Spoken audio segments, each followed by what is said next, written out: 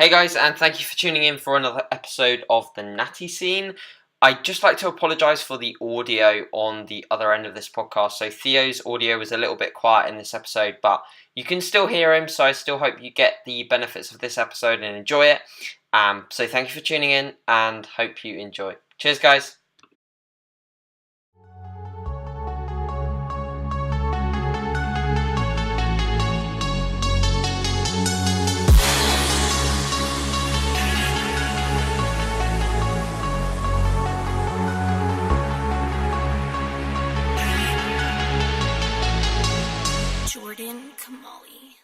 Hey guys, and welcome back to the Natty Scene with your host AJ Morris, and this is episode number 6. And of course, we are very lucky to be joined by another top level, interesting, and very shredded natural bodybuilder in the form of Theo Golaub. So today we are going to discuss basically again how Theo got into the sport, and also touching on this prep, which is very close to being finalised, actually, or at least the first initial show will be very soon. Theo is competing this weekend in the same show that I'm competing in. Thank the Lord, it's a very different class that he'll be in. He'll be in the heavyweights, but nevertheless, still a very awesome bodybuilder to have on the show, and I'm very excited to be speaking to him. So Theo, how are you? How are things? And how's this week gone so far? Well, AJ, thanks for having me on anyway. And nice intro, man. Nice intro. I like that. I like that. Yeah, this week, do you know what? It's going well so far. You know, as always, there's a little bit of nerves, but then it kind of turns into excitement. So I am absolutely raring to go on stage now. Yeah. You know? How long has it been since your last one? Was last year? Were you up on stage last year? Was indeed, and the last comp was actually the FAC World Finals. Okay, so it wasn't massively long ago, really, was it? No, that was like I think the 1st of November or right end of October, one out of two anyway. Yeah, sure. So, yeah, not too long ago, Theo was on stage, and obviously taking a short off season and then coming into a contest prep again. So, very determined guy, and I kind of know what Theo wants, and it's really exciting to follow. So, Theo, like first up, like we normally start off these podcasts with getting to know the athlete a little bit more. So, talk to us a little bit about how you got into the sport of bodybuilding, and how you ended up obviously doing your first show. Were you initially sporty as a kid, or like how did you get into bodybuilding and obviously lifting weights also? Well, I started lifting weights from an early age. I was actually in high school around 14, 15. I started at a junior weights club. Okay. So I used to go there with my friends, and it used to be about like 10 of us. We used to go like Tuesday and Thursday. It's more of a social thing. Yeah. The basics. And as time went on, people started dropping off, but then there was a few of us that still remained. Yeah. And then, unfortunately, the trainer he fell ill, so that stopped. And then from there, we just kind of just kept going gym. We didn't really know what we was doing, because to be honest, I used to do the same workout 5 days a week, or pretty much the same workout. So it usually start off with a bench press, and then there'll be some bicep curls in there as well. So that was guaranteed every workout. Yeah. And yeah, just kind of went through there really, and then it weren't until I think 2012. Okay. And people, for some reason, this year, it was like people just kept going to me, you need to compete, and I was like, oh, I'm not big enough, you know, and I don't want to take any steroids. Sure. You know, natural bodybuilding, because I didn't have a clue about bodybuilding. I really didn't know about natural bodybuilding until someone mentioned it to me. Sure. So I thought, okay, I'll have a look into it. And look, for me, the finals was actually down the road from me in Manchester. Oh, so wow. That was the first show that I actually went to watch. Yeah. And kind of inspired me, and I thought, you know, I think I could be good at this. So I actually prepped in 2013, got about 5 weeks in, and I knew something wasn't right. I was just basically starving myself, and I thought, let's just pull out. Let's pull out, and then do a bit more research. And then 2014, that's when I hit my first show. And how old were you in 2012 when you sort of saw your first show? Were you still a junior at that point, or? I was, I think it was 23. Oh, okay. So you would have just missed the boat on juniors. Yeah. Yeah. So that's interesting, because I guess, and this is something that really intrigues me, is like you spent a lot of those so-called magic years where you can gain a lot of tissue. You spent a lot of those years essentially away from the stage, away from dieting. And would you say that, like, from the age of, I don't know, when you got into things like 14, 15, all the way up until sort of 23 years old, you didn't really ever do like a serious diet? Were you mostly sort of progressively gaining weight to an extent? Yeah, diet. I didn't have a clue about diet. To be honest, I used to live off £1 pizzas from Asda. Seriously, double pepperoni, 1,000 calories. that's what I used to live on, because I really struggled to put weight on as a kid. Did you? I didn't have a clue about what to do really. I was just winging it, and I never really wanted to be a bodybuilder. Yeah. And it wasn't until like I kind of got introduced to it where it actually started to really appeal to me. Before 2012, before you saw that first show, who was the first person or the first bit of content which you saw online that made you think, oh, maybe not eating Asda or 1,000 calorie pizzas was the best way to eat? And like, how did you start structuring your nutrition when you found, like, what was that first bit of content that you thought, oh, okay, I should probably buy some protein or eat protein at regular intervals? Like, when did you first find that out? To be honest, it was mainly just through like speaking to people at first, because I knew a few people that was either competing or competed in the past. Yeah. So they gave me some good insight, and then from there I just started googling and just went from there. There's loads of information out there. When I first got into like lifting weights, it was just mainly magazines. So I started off with Men's Health and classic. Do you read Flex magazine? I did, not so much anymore. Flex magazine was definitely one of the ones that came later on. And Theo, what, like, I know that you saw bodybuilders, and I'm guessing the show that you went to in Manchester was the BNBF finals, was it?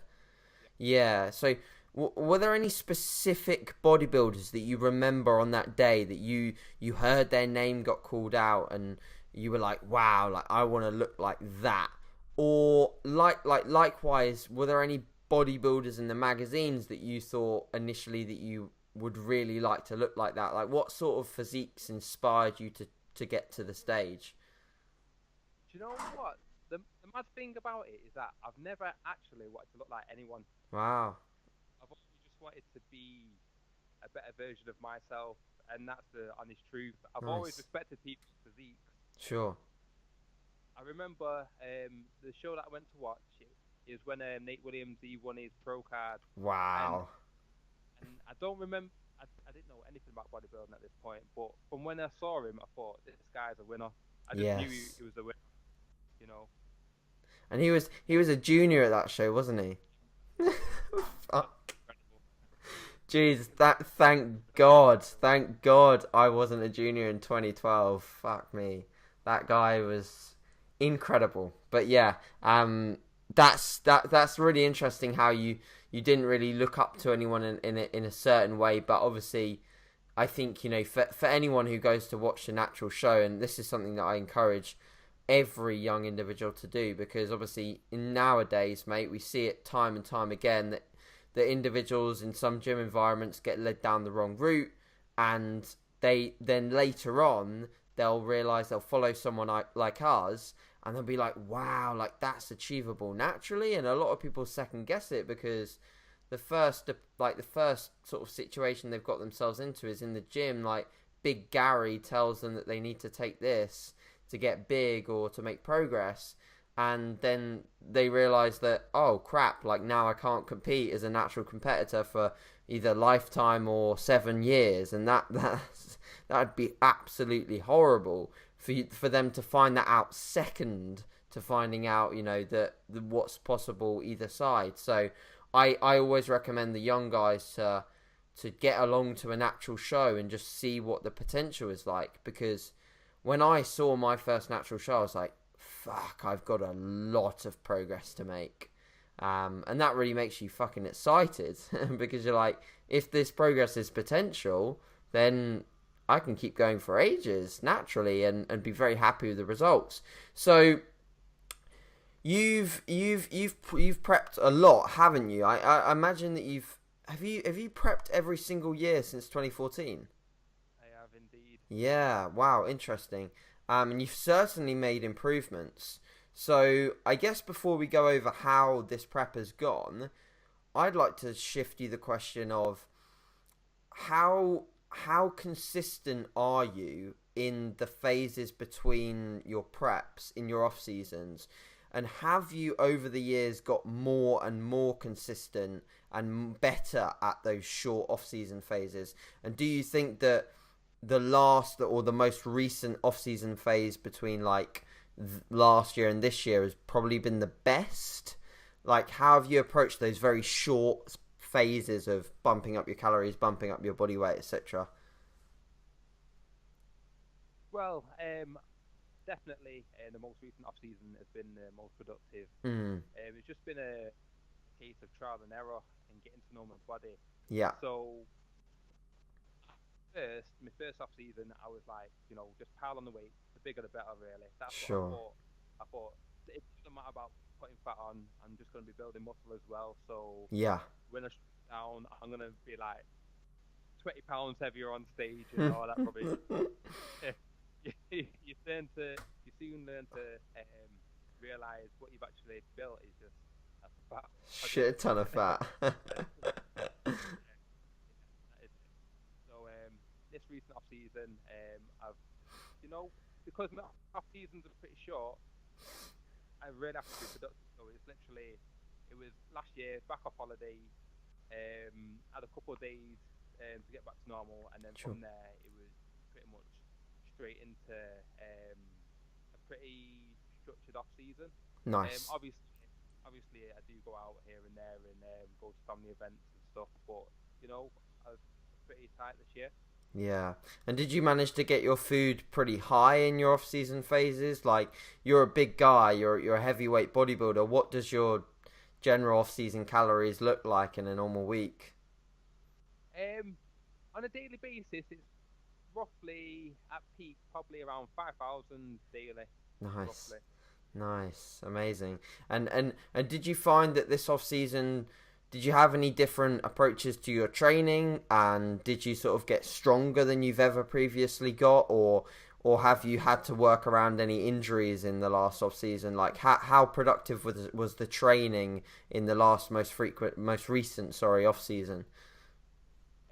Training wise, I'm always evaluating the training. So basically, if things don't feel right, then they need fixing as soon as. Sure.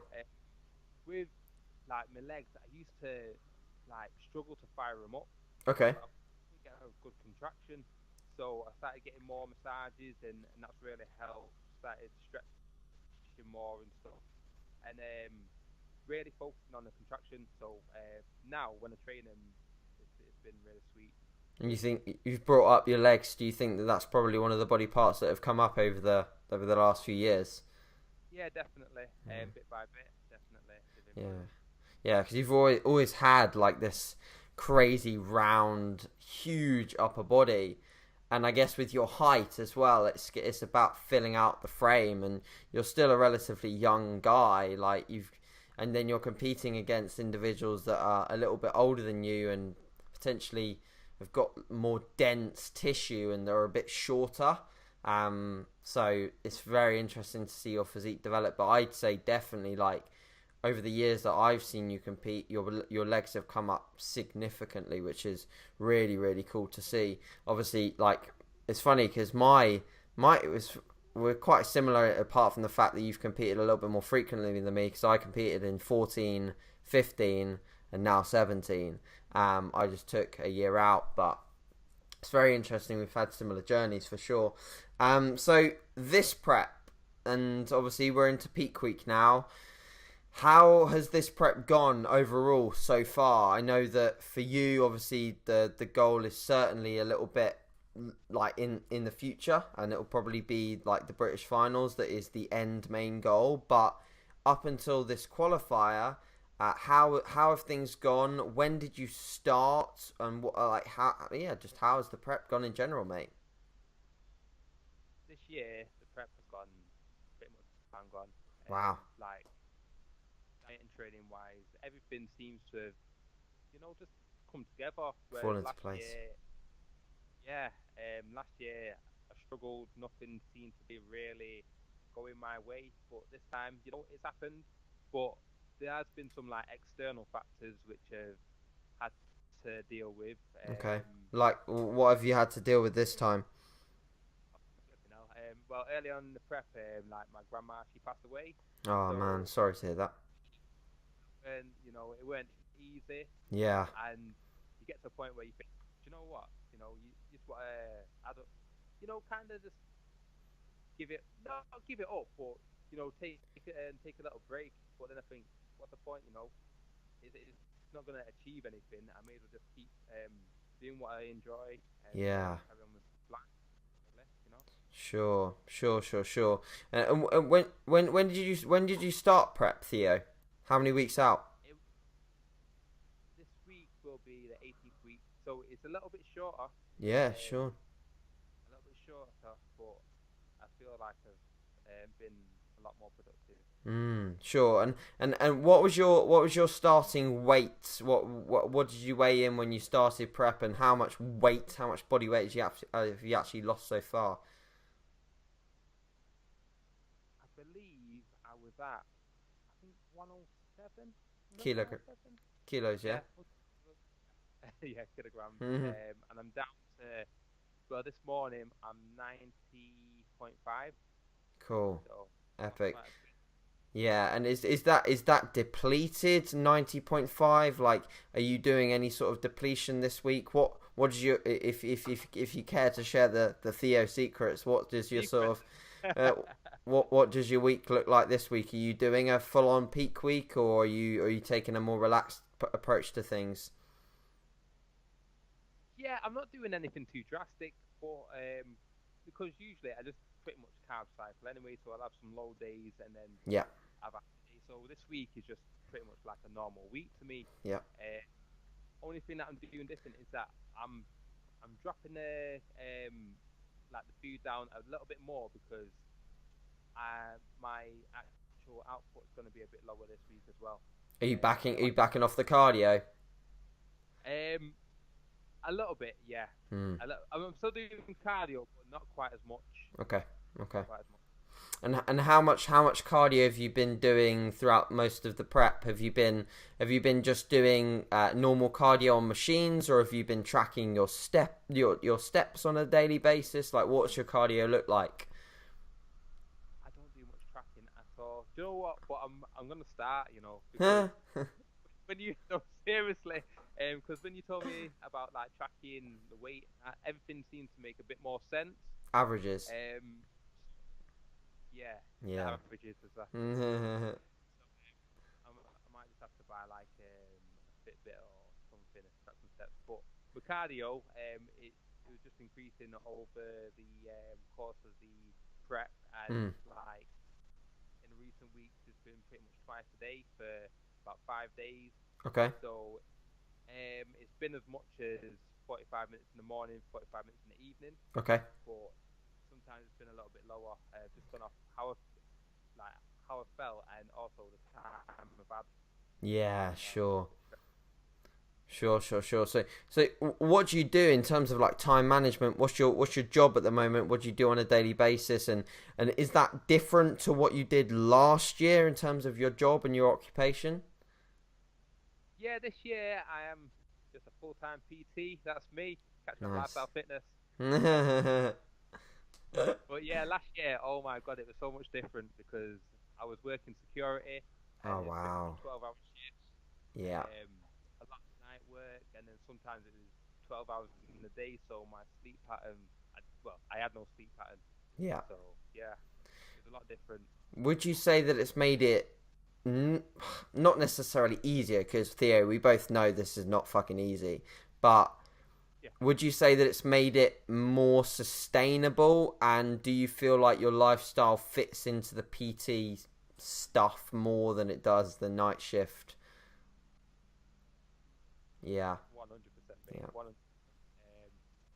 Like in between clients because I only live literally 5 minutes from the gym. Yeah. So if there's a gap in between clients, I'll come home and maybe have a nap or just chill out and relax. Where I wasn't able to do that at the other job. Mm. I was on my feet pretty much all day, and you know when you run down, you just need to do as little as possible. But at my other job, sometimes on a Saturday night, people boozed up in that. I still have to be active. Yeah, yeah, and that intrigues me. So you've probably had a little bit more rest. You've had a little bit more time to focus on your meal timing and making sure that everything's sort of, as we say, ticking the boxes. Now, do you feel like this year you've retained more of your training performance? Like, do you feel like you're stronger than you were at the end of the last prep?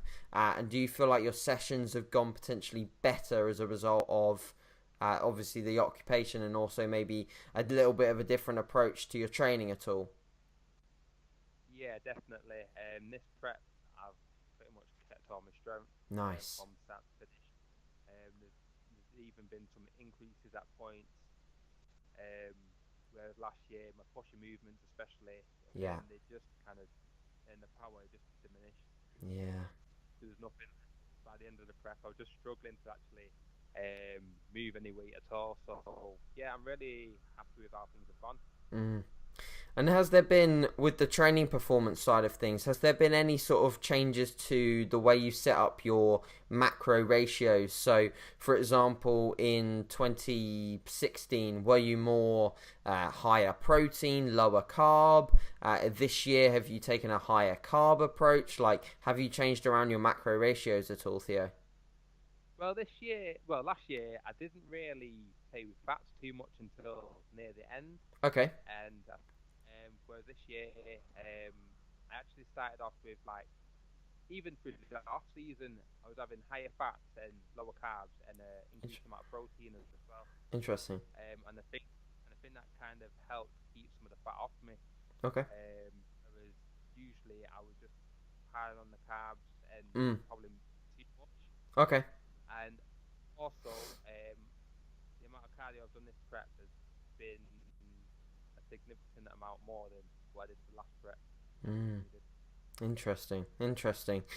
Very, very cool to see, and obviously, like, individual approaches are very, very different, and it's nice to see how different people do things. I know that a lot of people, especially like within the BNBF, it's very interesting sort of seeing like this.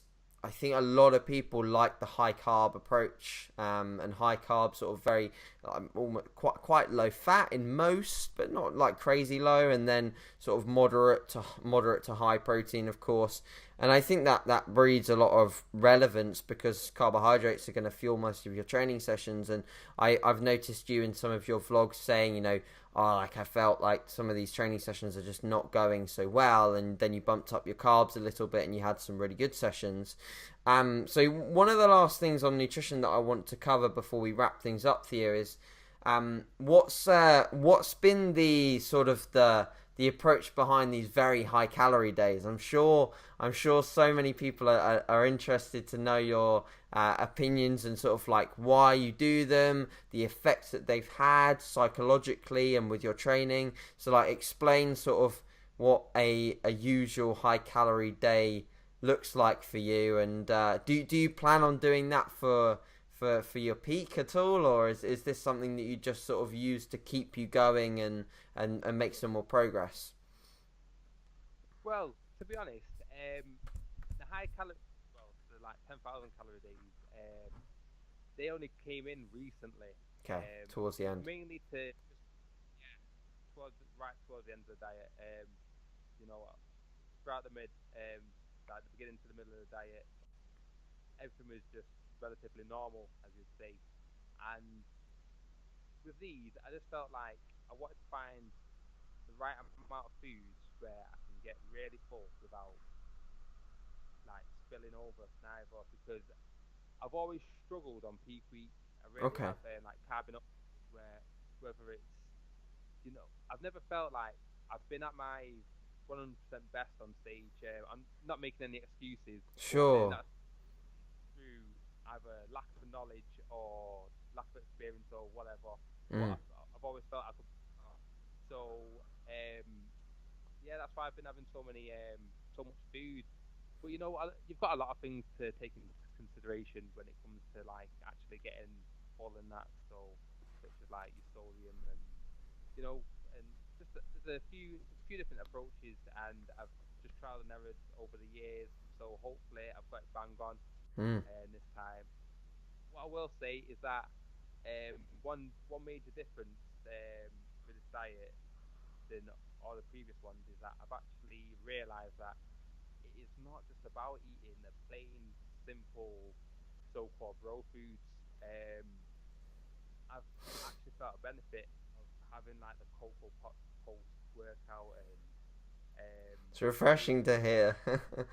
seriously, because I could quite easily just eat chicken and rice all day, Sure. seven times a day. It would not bother me at all. Absolutely. But you know, I found over the years it's not been the most beneficial, and definitely it's proven it this year with my diet. Mm. So I'm not saying I'm a flexible diet or anything, but Sure. having a more varied food sources has definitely helped. Yeah, and would you say that's more so psychological than sort of like any sort of physical changes that you've noticed? It's just like you know that you're not condemned to eat these three food groups, and you know that you're not cheating by having something like a bagel as long as the calories are tracked. Well, yeah, both really, both. Because when I have like sugary foods, my body really responds well to Yeah, them, especially when I'm in a depleted state. sure. Um, so it's definitely helping physically and mentally. It is good to know like, oh, once I blast through this workout, I can have something sweet. Yeah. It, and the mental side of training and dieting is definitely a big importance, which Mm. is sometimes. Yeah, sure. And a lot of people say, when they have some foods like that post show, and they're like, "Oh, I look way better post show." And it can sometimes be like people just need to play about with things and experiment. So that's very interesting. Right. So, final question, Theo, and then we'll wrap things up. So, what is the main goal for you this year? Like, no holds barred, honest goal. What do you want out of this year besides achieving, obviously we know, the best Theo on stage possible? What do you want to take away from this year in terms of achievement? Well, it's funny you say that, because the best feel, if it's not the best on stage, then I still won't be happy. So for me, it's about that pro card. That's what I've always wanted. That's what spurred me on over the year, just to keep plugging away year after year. And this year, after 18 weeks, I feel I'm the best. I'm in the best shape I've ever been. So going forward from here, hopefully I'll qualify. Hopefully I'll win. Mm, That is a goal. yeah, And in the British finals, I hope to bring something special. That's the plan. That is the amazing. goal. But I can't discredit any other competitor, because I know Yeah, they're going to be as well. yeah. There's going to be people bringing it, I'm sure, and I'm sure the people bringing it will be watching this, Theo, and they'll be eyeing up you. They'll be eyeing up your pictures. So You've heard it here, guys. It's going to be a battle, and I think the Midlands show is going to be epic across the board. Like from what I've seen some of the juniors on socials. I've seen some of the heavyweights. I've seen, although some of them are staying extremely quiet. It seems to be that there's no. You know who you are. there's just pictures of potatoes. But still, guys, like I think that makes it really exciting. I know for sure that the first thing I'm doing when I get off stage is rushing to grab a seat to watch, because I know it's going to be a battle and it's going to be awesome to see. So, yeah, that's it for us, guys. So we're going to leave it here.